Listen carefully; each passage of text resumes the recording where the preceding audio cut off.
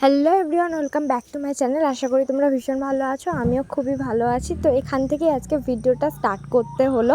যেখান থেকে আমি অ্যানিভার্সারি ভিডিওটা শেষ করেছিলাম সেখান থেকেই তোমাদেরকে শুরু করলাম। তো চলো শুরু করা যাক। এই যে বসে আছে পুকু বাচ্চা, আসতে দেয়নি, তার আগেই জেনে গেছে যে আমরা চলে এসেছি। তো বাড়ি আসতে না আসতেই তো কাজ শুরু করতেই হবে, কারণ অনেকটা বেলা হয়ে গেছে। তার জন্য আমি এখানে উনানটা জেলে নেবো, আর তার আগে চালটা ভিজিয়ে রেখে গেছিলাম যাওয়ার আগে। আর এখানে যে বিরিয়ানি যে বড় হাঁড়িটা আছে সেটা আমি ভালো করে ছাই লেপে নিয়েছি, যাতে উঠতে একটুও কালি না হয়। আর উনানটা ধরিয়েই নিলাম। আর এখানে ওয়েদারের অবস্থা খুবই খারাপ হচ্ছে আস্তে আস্তে, কি জানি বৃষ্টি কখন শুরু হয়। তো চলো ভাতটা বসিয়ে দিলাম। যতই আমি বাড়ি এসে এই কাজগুলো করি না কেন আর ভাতটা শুরু করি না কেন, আমি কিন্তু আজকে রান্না করছি না। আমাকে না বলেছিল যে অ্যানিভার্সারিতে তুমি কি গিফট নেবে। আমি বলেছিলাম যে আমার কিছু দরকার নেই, আমার তো সব কিছুই আছে। তো সেই জন্য তুমি আজকে আমাকে রান্না করে কিছু খাওয়াবে, কিনা না কিন্তু রান্না করে। ওর হাতে রান্না খেতে আমার ভীষণ ভালো লাগে, আর বিশেষ করে বিরিয়ানি তো অসম্ভব সুন্দর বানায়। এইখানে চলে এসেছিলো, বাজারে গেছিলো, তারপরেই এসে গেছে আর আমার ভিডিওটা বানিয়ে দিচ্ছিল। ভাতটা অলরেডি হয়ে গেছে, অনেকক্ষণ আগেই বসানো। তাই এখানে আমি কিছু আলু বা রসুন টসুন ছাড়িয়ে নিচ্ছি। আর এই যে আমার অবস্থাটা এরকম হয়েছে পেঁয়াজ কাটার ফলে। আর ওখানটা যে দেখাচ্ছিলাম ঠিক ঠোঁটের ওপরটায় আমার লঙ্কা যখন কেটেছি, লঙ্কা কেটে আর আমি ভুল করে হাত দিয়ে ফেলেছি, আমার একটুও মনে ছিল না, তাই আমার একটুখানি জ্বলন শুরু হয়েছিল। ও আসার পর কিন্তু রান্নার কাজগুলো অনেকটাই এগিয়ে গেছিলো, কারণ ও চলে এসছে। আর আমরা দুজনে মিলে একসাথে অনেকগুলোই কাজ একভাবে করে নিয়েছিলাম। দুজনে খুব তাড়াতাড়ি করে গল্প করতে করতে কখন কাজগুলো হয়ে যায় তখন একদমই বুঝতে পারি না। আর এইরকম মাংসটা ম্যারিনেশন করে রেখেছে, আর ওয়েদারটা একদমই খারাপ হয়ে গেছে, বৃষ্টি চলে এসছে।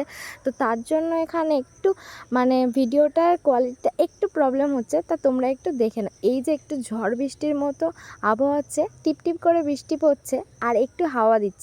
ও মাংসগুলো ভাজতে থাকুক। আর তোমাদেরকে একটা কথা বলি, আজকে কিন্তু আমরা অনেক জায়গায় যেতে পারতাম। ও আমাকে ভীষণভাবে বলেছিল যে আজকে কোথাও যাবে, বাইরে চলো খাও, প্রত্যেকদিন তো বাড়িতে রান্না করে খাও। এই যে যদি বাইরে যেতাম, আর বাইরে গিয়ে হ্যাঁ এরকম আবহাওয়ার সাথে বাইরে গিয়ে ভালোই লাগতো, কিন্তু এই যে বাড়িতে দুজন মিলে একসাথে বকবক করতে করতে রান্না করা, তাও আবার ওর হাতের রান্না আর ওর হাতে স্পেশাল বিরিয়ানি, সেটা আমার কাছে খুবই সৌভাগ্যের ব্যাপার। আমার বাইরের বিরিয়ানি একদমই ভালো লাগে না, যতই ভালো হোক। ও এত সুন্দর বিরিয়ানি বানায়, তোমরা যদি কোনো দিন খাও তোমরাও বলবে না সত্যি খুব ভালো। দেখো তারপরে বলি যে ও আমার জন্য কত কষ্ট করে ভালোবেসে বিরিয়ানিটা বানাচ্ছে। হ্যাঁ, যেহেতু ও বিরিয়ানি খাবে, কিন্তু ওর থেকে বেশি ভালো আমি খাই, কারণ ওর হাতে যেমন আমি বিরিয়ানি ভালোবাসি, সেই রকমই ও আমার হাতের মিক্সড ফ্রাইড রাইসটা খুব ভালোবাসে। আমরা দুজনে একটু আলাদা, আমার যদি বিরিয়ানি ভালো লাগে ওর মিক্সড ফ্রাইড রাইস ভালো লাগে, আমার যদি চাউমিন ভালো লাগে ওর এগরোল ভালো লাগে। আমাদের এই আনম্যাচিং কিছু জিনিসপত্রগুলো নিয়েই আজ 6 বছরের বিবাহিত জীবন সম্পূর্ণ হলো। আরও এগিয়ে যাব ভগবানের আশীর্বাদে। আর খুব ভালো আছি জানো, খুব ভালো লাগে এরকম করে ওর সাথে কিছু খুঁটিনাটি জিনিসগুলো নিয়ে ঝগড়া করতে, কিছু অল্প কথায় ভালোবেসে প্রেমে পড়তে। খুবই দেখো একবার তোমাদের সাথে কথা বলতে বলতে কখন যে বিরিয়ানিটা পুরোপুরি রেডি হয়ে গেছে একদমই টের পাইনি।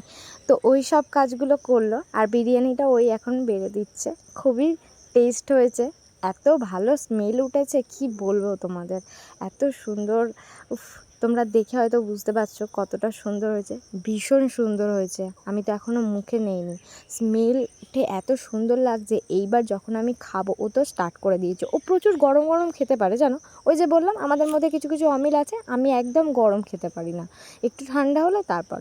এই যে দেখতে পাচ্ছ ওয়েদার এমন একটা জিনিস, ওয়েদারে এমন হয়েছে, এত বৃষ্টি হয়েছে যে আমাদের কারেন্টটাই চলে গেছে। তো কারেন্ট অফ থাকার ফলে আমরা মোমবাতি নিয়ে খাচ্ছিলাম, একেবারে ক্যান্ডেল লাইটটাই হয়ে গেল আর কি। এখন রাত না, এখন দিন, কিন্তু ওরম টাইপের লাগছে। তাহলে আমি খাওয়াটা এখানেই শেষ করি।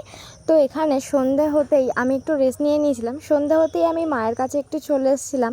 খুব মন টানছিল যে একটু মায়ের কাছ থেকে ঘুরে আসি। তো এসে দেখি মা এখানে বেবিকর্নে ফ্রাই করবে বেসন দিয়ে, যেরকম বেগুনি বা কিছু চপ ভাজে বেসনে ডুবিয়ে ডুবিয়ে, তেমনই আজকে নিরামিষ, মাদের আজকে বৃহস্পতিবার ছিল। তো মা এখানে বেসন ফাটাচ্ছে আর বেবিকর্নের ফ্রাই হবে। বাবা খুব পছন্দ করে, বিশেষ করে এটা বাবার জন্যই হচ্ছে। এখানে অনেকটাই আছে, বাবা তো আর একা খাবে না, এখানে সবাই যারা আছে বাড়িতে সন্ধ্যেবেলা একটু মুড়ি দিয়ে বেশ বিট নুন ছড়িয়ে খেতে ভালোই লাগবে। তো সবার জন্যই ভাজা হচ্ছে। তো দেখি মা কেমন ভাজে, খুব সুন্দরই ভাজবে। বেবিকর্ন এরকম করে ভাজলে খুব ভালো লাগে। তো মা এখানে দেখো সুন্দর করে বেসনে ডুবিয়ে বেবিকর্নগুলো ফ্রাই করে নিচ্ছে, আর মার সাথে আমি খুব গল্প করছিলাম। মা বলছে দেখিস আমাকে আবার তুলিস না যেন, আমাকে এই গরমের মধ্যে কেমন একটা লাগছে যেন। আমি বলি তুমি চুপ করো তো, তোমাকে সবসময় সুন্দর লাগে, মারা সবসময় সুন্দর, কি বলো তোমরা, মারা কোনো দিন খারাপ হয় না। তো চলো এখানে মা সুন্দর করে বেবিকর্নগুলো ভেজে নিই, ততক্ষণ তোমাদেরকে একটা কথা বলি। পরের ব্লগ যদি তোমরা দেখতে চাও তোমরা প্লিজ আমাকে ফলো করো বা সাবস্ক্রাইবটা করে ফেলো চ্যানেলটি, যাতে নোটিফিকেশান তাড়াতাড়ি তোমরা পেয়ে যাও। আর আমাকে সাপোর্ট করার জন্য প্লিজ আমার পাশে থেকো, অনেক ভালোবাসা দিও। তো ভিডিওটা এখানেই শেষ করছি, আশা করি তোমাদের ভালো লেগেছে। টাটা।